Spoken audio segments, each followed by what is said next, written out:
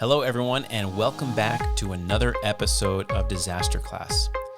As you might remember, in the previous episode, we talked with Dr. Shawn Rowland, founder and CEO of Jace Medical.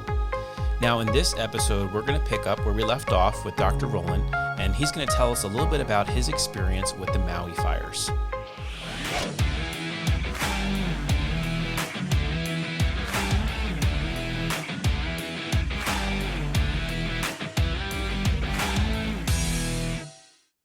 Please, whatever you've got, we would love to hear about your experience, because we love that you were there and we love what coordination efforts you were able to provide. Yeah, it really gets into I probably hit most of it, except to go over and identify some of the lessons learned, which are not unique to that situation. They're actually probably lessons learned that you could apply from a lot of different disaster scenarios. And those take-home points, I think, are really important. They were wake-up calls for me, and they changed the way that I approached preparedness. And I'm someone who's obviously been doing this for some time. Help me. I should maybe reprioritize things. And I'll give you a couple of them. And if we run out of time, let me know. I would say the number one, the biggest thing, and I've been talking on news channels and morning shows when they say what are 3 things, what are 5 things that my family can do to be prepared. It's really hard to just say where do I start being prepared. There's so many. There's, like you said, there's the food, there's the water, there's these go packs, there's a lot, and it can be really overwhelming, especially to someone who's not really into it, but sees the need. My number one that I tell people start with is the plan. It's a communications plan. You need to assume that there's a really high likelihood that you are not going to have your cell phone. You're not going to be able to text. You're not going to be able to communicate with your loved ones, with your circle, with your tribe. You're going to be at work. They're going to be at school. You're going to be scattered wherever you're scattered, and you're going to have and a disaster happens. What do we do? Where do I go? We haven't talked about this before. How am I supposed to meet? So that plan, that communications plan is and the reason and had to tie this to Maui is because I said my job was coordinating care.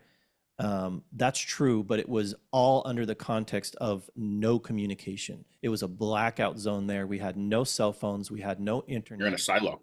And it was, and actually we are so used to instant communication in our life that when you take that away, you can't focus, you can't do anything because it becomes you've never had to deal with that before.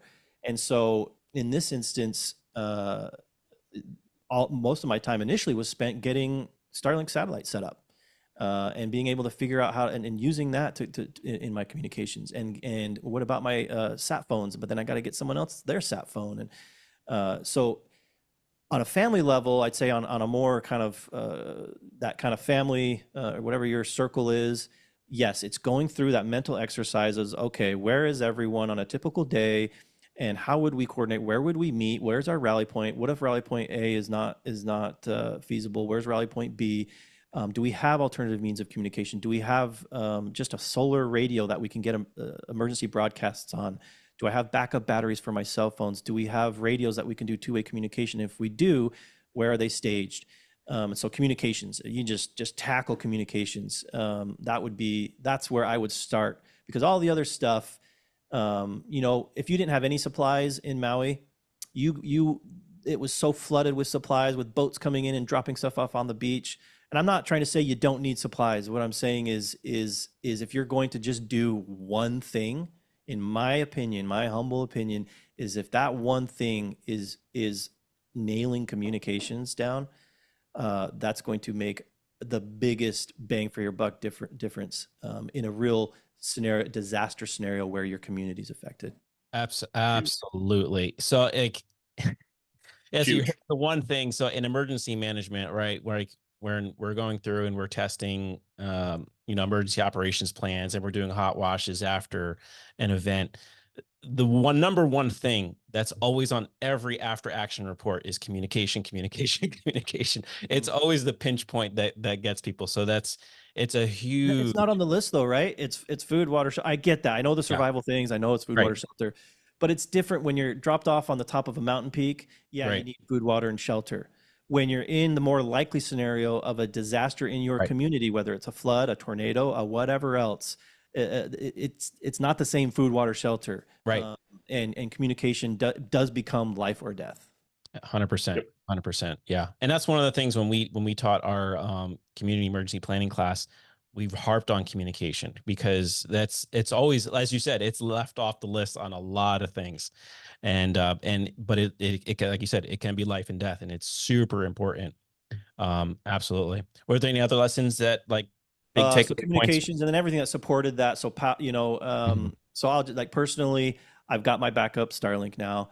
That was huge. Having access to that. But then you got to power that. And so multiple redundant power sources was another one. And it all kind of centered around that, because with communication, I can call for help. I can let someone know that, I need help, or here's where.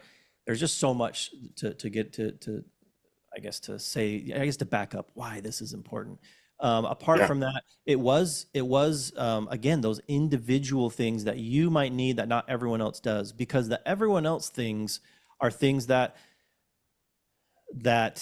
we had mountains of diapers, we had mountains of baby food, we had, all kinds of, and it's not, I'm not saying, oh, you should just assume that people are going to provide these other things for you. You should have those basic things, but it's the individual things that are left off the list because they're individual that you overlook. Having your medication history written down.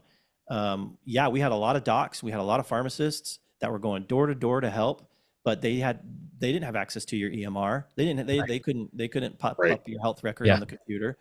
And not just yours. You've got your, whoever again is in your tribe that might be incapacitated, might not be able to communicate for themselves. You need to have that history written down, even basic things, just like what's their medications, why are they taking them, what allergies do they have. That in and of itself is going to be a huge help when someone's knocking on your door asking if you need help and trying to determine how they can help you.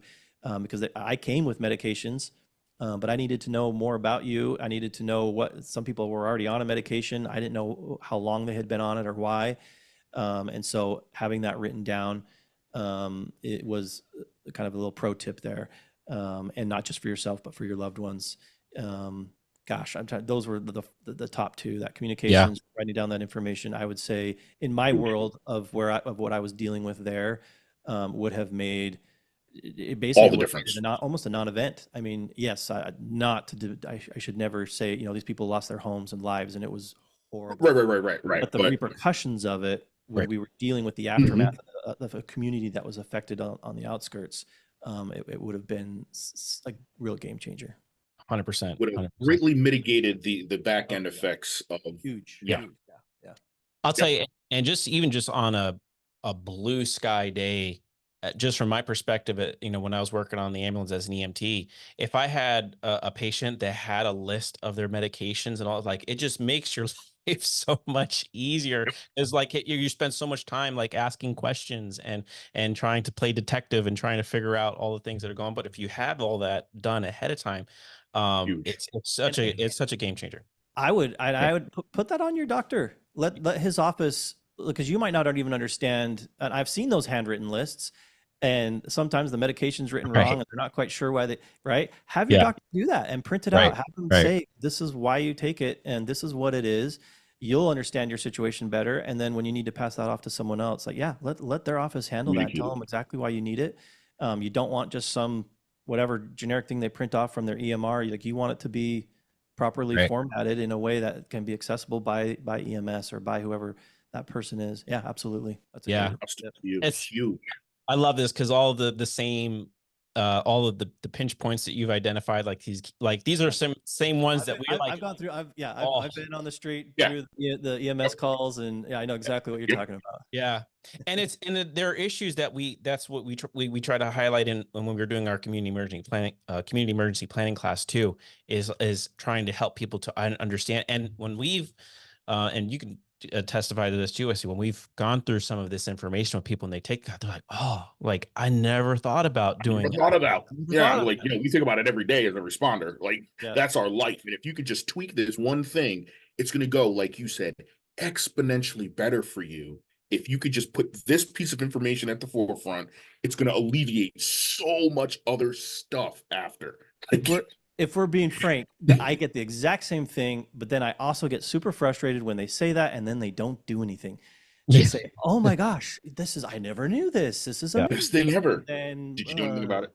And so that's been, I mean, I can't even blame them, because I'm the same way in a lot of ways with something where, in this case, you're saying, like, again, this is I found out that virtually nobody knew that we didn't produce any meds here in the US, that some of these ingredients are only made in 1 or 2 places in the world. And this is for the world supply. So, I mein, just think about how the lack of redundancy it would need to completely, right? It's a supply chain nightmare. Oh, it's worse than a nightmare. And so you learn about that stuff and, oh, that's so horrible. And then here's a solution, and you're still just kind of like, yeah, well, I don't need meds right now. I'll do it tomorrow. Yeah, tomorrow. Or I'm not in an area like where we don't have a lot of disasters here. And so you find that reason why maybe it's just not super applicable to you. And I have yet to find someone that's a human being that it's not applicable to. Like, there's too many possibilities. And so it's just like, hey, let's just get this done, call it a day. The number one most common question we get is, well, if I don't need it, how long does this stuff last? I don't want to buy this stuff and have to buy a new medication every couple of months. Like the thing says on the bottle right here, my Tylenol expired. So they ask, how long do these meds last? And the answer to that is actually is fascinating to me. The federal government has their own stockpiles of medications. They maintain large stockpiles of medications for emergency uses, for disasters, for when there's supply chain issues, for their soldiers, and for the general public. The Department of Defense maintains these stockpiles, and they were having to turn over these meds, every few years, and it was costing billions of dollars. And they wanted to know, are these really expiring? Do we really need to be turning this over every year? So they commissioned the FDA to do a study. It's an ongoing study. It's still going. You can look it up and read all about it. It's called the Shelf Life Extension Program. And what they did was they started following these meds and testing them for viability after a certain period of time. And what they found was, when we're talking specifically, I can speak to the antibiotics, because they were one of the reasons we chose the specific ones we did choose in our kit. I told you we chose them for their effectiveness in the most common, their effectiveness in the most deadly, their cost effectiveness, and then lastly, are these medications that are going to last you a long time? So the Shelf Life Extension Program found out that if your medication, if it's in pill form, we're talking capsules or tablets, so solid form medication stored properly means kept in a cool, dry place. So humidity, nothing will kill medication faster than humidity and heat. If you can keep them cool and dry, and they're in pill form, then these medications will retain greater than 90% of their efficacy on average, at least 5 years beyond their expiration date. So you're talking 6 to 8 years. However, most of them went beyond 10 and 15 years even. So similar to food storage. Now we have to be really careful. It's a highly regulated industry. The pharmacist by law has to put a 1-year expiration date from the date they dispense your medication. We can't go out there telling people to take expired medication. All I can do is reference what I just did, tell you there's a study going on, here's the results, you've got your meds, make your decision.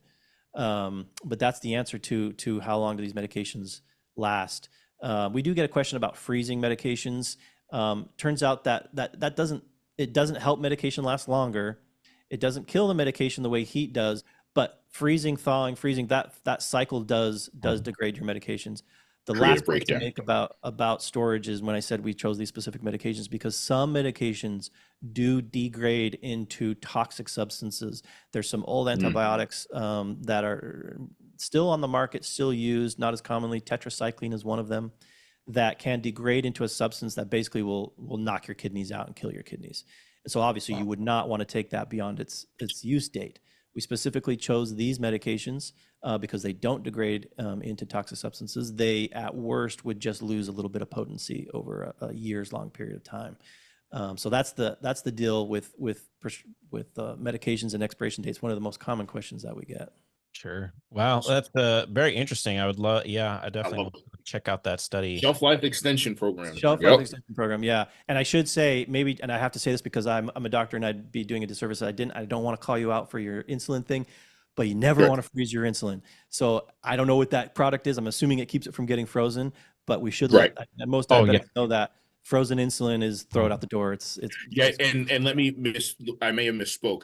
The insulin isn't kept in the freezer. Oh. The insulated capsule is. And so when you run, you take that thing out of the freezer and it maintains its temperature when you put your insulin in it. You wouldn't want to put it in there and then put it in your freezer. Correct.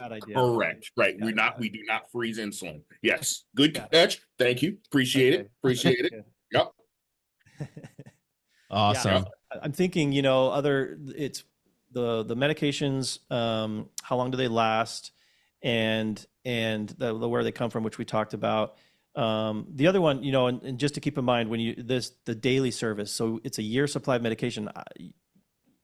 The intent is not that you get this supply and you don't go back to your doctor for a year and you just use this supply. That's not what it's intended for. You need to keep following up with your doctor. Your dose might change. Your health situation is going to change. So you need to have that regular follow-up. What we do suggest you do is continue to get your regular refills. When you get that next month supply or 3 month supply, you put that at the back of your year supply and you draw from the front of your year supply. And there you're maintaining at any given time. If stuff hits the fan, you've got a fresh full year supply of your medication. If nothing else comes in, you've still got a fresh year ahead. Exactly. Yeah. Yep. Rotate your stock. Yep. Yeah, and that's a well-known stock rotation strategy. Yep. Yeah. Yep. Nah, it's beautiful. Listen, Dr. Rowland, this has been keep great. Going, but this is, we don't want to. We love it. We'll get you back. We'll get you back on here. We're gonna do everything we can to amplify your message. The message is extremely sound. We love who you are, your experience, your background, the things you've been through, and how that has crafted and shaped your passion, which is clear and evident. It's palpable. So we appreciate that component as well. And we just love everything you guys are doing. So we're gonna do everything we can to keep shouting from the rooftops, because it's gonna really help our population of individuals who are interested in disaster preparedness, right? Like this is gonna resonate through our folks. So we thank you so much for your time. Yeah, we appreciate it. Let me just put the cherry on top here with because you made this as you were talking, I was thinking about you were talking about how our missions are aligned and how this fits in for your people, and it made me think of community. And this is the last lesson I learned from Maui. How vitally important and how our world is so messed up right now, and there's so much division, and it's so disheartening. And as tragic as Maui was and horrible, and I saw it firsthand, what I also saw was the beautiful rallying of it completely erased any political divide, whatever there was, it was gone. And it was just neighbor taking care of neighbor and community rallying around. And it was a global community that rallied around Maui, and then it was within the community rallying around each other. And that sense of community, that's what it's all about. That's why you guys are doing what you do. It's so that you can help yourself and your neighbors, and that we can get through this stuff together. And it's why I'm out here doing this. I mean, I love it. I love finding like-minded people. You feel the energy, and it's what we need to keep doing. Appreciate you. Awesome. I took one note also with what you said. I took a lot of notes, but the way you craft it and the way you speak about it is something that I'm going to start. I'm going to look at adding that to my vocabulary. You keep using the word tribe, and I love that because it's a lot of times, and I think for us where we're at, Jason, this is going to be one of these trajectory things where we look at where we are over the life cycle of Instinct Ready and the things that we've done. I think we had to start with the individual because we had to start somewhere.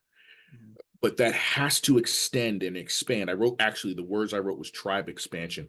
You have to expand your care circle into your tribe, and you have to expand that tribe into your community. Love it. Bring it right back to. Yep, that's it. It's like it is. From solo becomes your community. To tribe to community.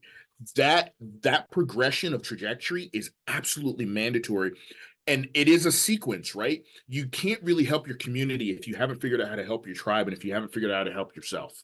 Yes. So we have to start somewhere. And there's this perversion of the word tribe, and I use it purposely to start using it correctly, because tribe has become divisive. You have your tribe, and your tribe is, and it's different from this other my tribe. Yeah. Right. And it's just what you said. You said it great. I love it. It's individual. It's that the next level is that your personal kind of immediate tribe, and then you expand it out to the community tribe. And we're all, at the end of the day, that's what the lesson we learn. Grows. It's we're tribe all expansion. in the same tribe, you guys. We are. And your house burns down, and your neighbor's house, none of that stuff, it all goes out the window. Yeah. You're Doesn't all matter. in the same boat together. Color, race, social, economic, all of those divisions that we put on our daily lives that we all have to navigate. Yep. None of that matters when I see you and you're hungry and I have some food, or if I see you and I'm hungry and you have some food for me. Yep. That's your tribe. It's beautiful, and it's what gets me up in the morning. I mean, that's at the end same. Of the day. Same. Awesome. Jason, I got to use the word. I'm only going to use it once because man. I have to. I have to, bro. Goodness. How can we not after a discussion like this? What is it? The synergy here is amazing. I love it. He calls me Captain Synergy because I love that word. But hey, you got to look for that. Yeah. The synergy here is palpable. Like I've loved just getting a chance to chat with you, Dr. Rowland. Again, I love your vibe. I love what you guys are doing. Awesome. We appreciate your time because you are a very, very busy individual. We appreciate all that you're doing for so many people. But to carve out some time to just chat with us over here in our little corner, anytime. Man, we appreciate you. And we're going to stay in contact. We got a couple other little things that we're going to talk about offline that I think that you might dig. So we're gonna keep the lines of communication open. Yep. Okay, love it. Thank you. Thanks, Dad. Well, to conclude this episode of Disaster Class as Wesley, there's always homework. There's always homework, guys. Please make sure that you like and subscribe to Disaster Class. Leave us the 5-star rating. Give us a thumbs up. And more importantly, as we're talking about solo, v tribe, v community, please communicate what you liked about this conversation. Please continue the conversation. Let's keep it going. We love hearing from you guys.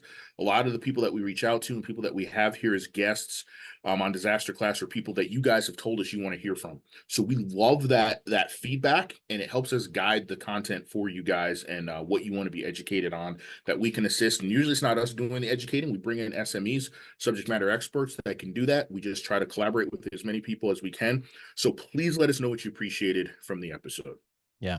And as always, if you have a question, you have a preparedness tip, or anything you want to share, reach out to us at disasterclass@instinctready.com, or send us a message on Instagram, Facebook, Twitter, or LinkedIn. And doing so will always put you in the running to be featured on the show and win some cool prizes. So thanks again for tuning in. Stay educated. Stay prepared. Stay equipped. And we'll see you next time.